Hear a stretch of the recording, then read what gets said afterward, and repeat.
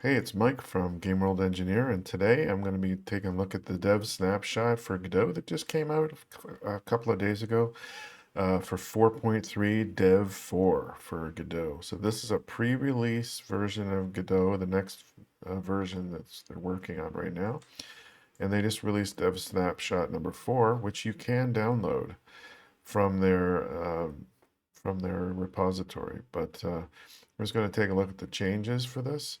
They said it's an unusually large release containing many bug fixes, stability improvements, and new features. Notably, the animation mixer has feature parity. The code quality of the .NET code is being improved, and there's fixes for invalid corrupt scenes. UFBX is a built-in alternative to FBX2 GLTF.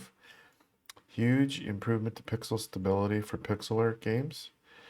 And there's many rendering features and enhancements, and redesigned graph editor for visual shaders.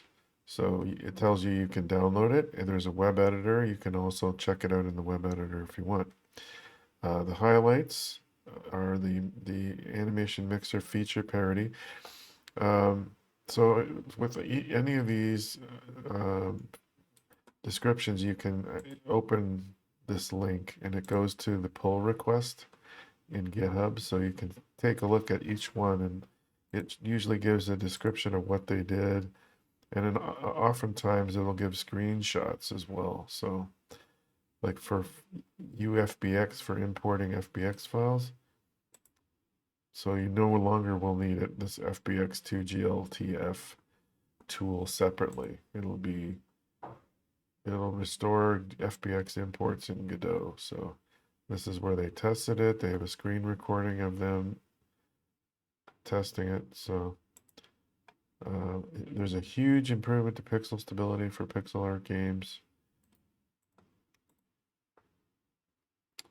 And that it simplifies the snapping of 2D transforms to pixel. You know what that means. Rendering features. There is an option to use depth-based fog instead of the current exponential fog that's coming.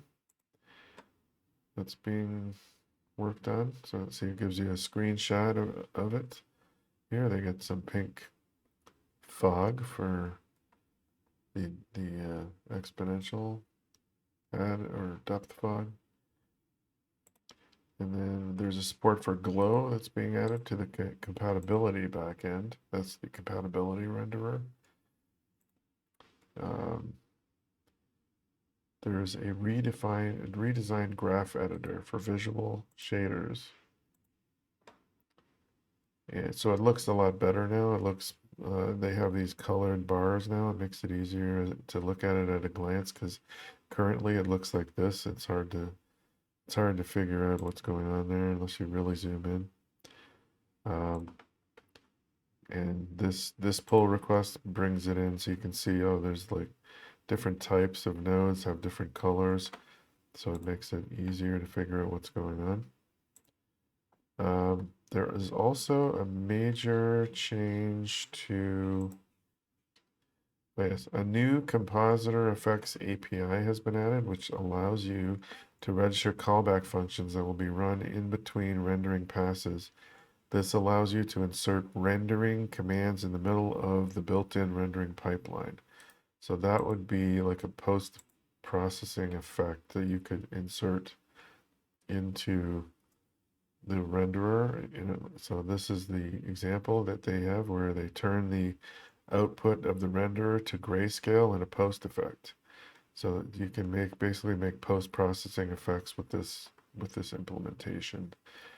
And they have some examples as well, and you can actually download this and try it out, because this Godot is open source, so as they add improvements to it, you can check it out. So there's a download here, and they have some known issues. They warn you, do not use this for production because it's experimental. We're still a few versions ahead of the current version. So if we look at the Godot interactive changelog for this one. It gives you all 457 pull requests that were accepted.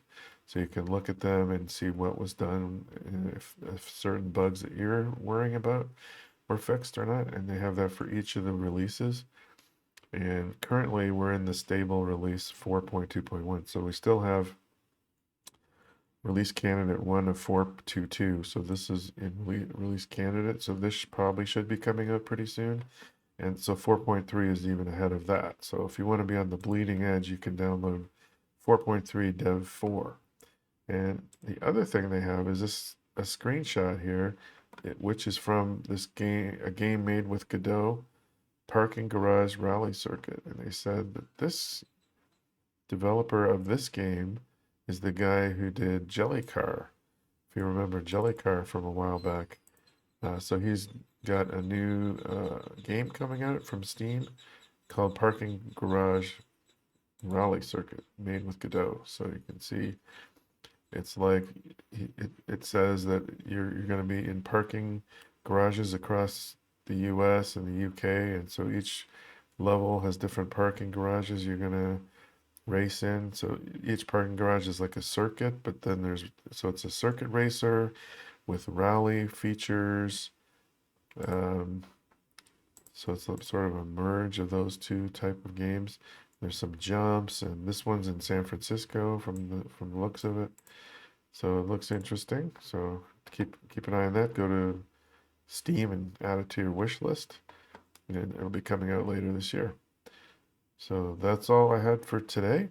So if you want to leave a comment down below, let me know what feature you're looking forward to in this new Godot release, and hit the like button, subscribe if you want to keep getting updates from this channel, and we'll see you in the next one.